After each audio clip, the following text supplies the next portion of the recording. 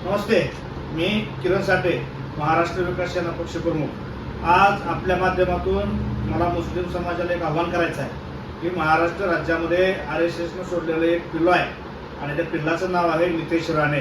खरं तर या नितेश राणेला उलटं टांगून हाणलं पाहिजे की या राज्यामध्ये हा लोकप्रतिनिधी असताना जाती जातीमध्ये तेढ निर्माण करून हिंदू मुस्लिम दंगल घडवण्याचा प्रयत्न करीत आहे। काल परवा 29 तारखेला त्यानं मुस्लिम समाजाबद्दल अतिशय वादग्रस्त असं वक्तव्य केलेलं आहे। मुस्लिम समाजाच्या भावना भडकवण्याचं काम या ठिकाणी नितेश राणे या भारतीय जनता पार्टीच्या माध्यमातून करीत आहे। या ठिकाणी त्यांनी 29 तारखेला सांगितलं की टिंब मी मारली आणि त्यांची आवाजच गेला। ही संस्कृती भारतीय जनता पार्टीची आहे की RSSची आहे याचा खुलासा या ठिकाणी RSSनं आणि भारतीय जनता पार्टीने केला पाहिजे। आणि त्याच उपर ते वक्तव्य करत असताना तो म्हणतोय की काय लोक मस्जिद मध्ये बसून भडवे मला शिव्या घालत असतील।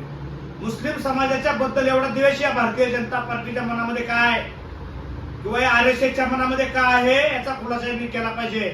अरे हिंदुत्व हा काय तुम्ही ठेका घेतलेला प्रश्न आहे का?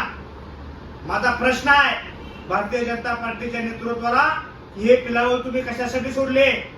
जातीपातीचं राजकारण करायचा तुमचा अजेंडा हा सर्व महाराष्ट्रातील जनतेच्या समोर आलेला आहे। परंतु राज्यघटनेमध्ये लोकशाहीमध्ये आपल्या राज्यामध्ये आणि या देशामध्ये घटनेमध्ये नमूद केलंय की एखादा लोकप्रतिनिधी जाती जातीमध्ये तेढ निर्माण करणार नाही, जाती जातीमध्ये तेढ निर्माण होईल अशी वक्तव्य करणार नाही। अशा प्रकारचं बाबासाहेब आंबेडकरांनी लिहून ठेवलेल्या राज्यघटनेमध्ये तरतूद असताना हा नालायक आमदार मुस्लिम समाजाच्या विरोधामध्ये नेहमीच बोलत असतोय। म्हणून त्याचं या ठिकाणी येणाऱ्या 2024च्या विधानसभा निवडणुकीमध्ये त्याला निवडणुकीपासून परावृत्त केलं पाहिजे, त्याला निवडणुकीवरती बंदी घातली पाहिजे।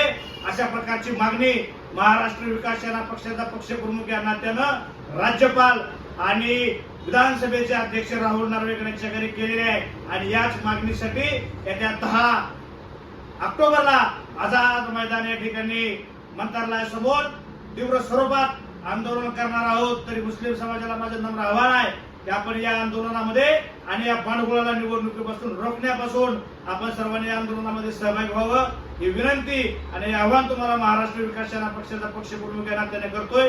धन्यवाद। आपण याल अशी अपेक्षा या ठिकाणी व्यक्त करतो। धन्यवाद।